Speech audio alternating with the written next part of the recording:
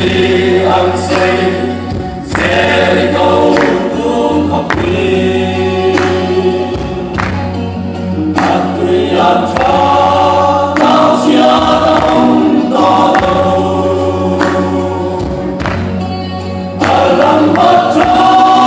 nó xin năm nhang là chính của mình ăn linh là để đi ai luôn qua ở xem đó để ta lao đi tin đi ăn đi để theo ta sắc mình lên amor qua để ta lòng vui cho ta xin ăn yan san mai em đi một ba đen sang quy tai ăn loang căng mai em đi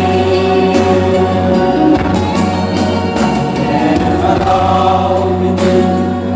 đi ăn xin về nhau ta sắc mình lên amor qua để ta lòng vui cho ta xin ăn yan sang mai em đi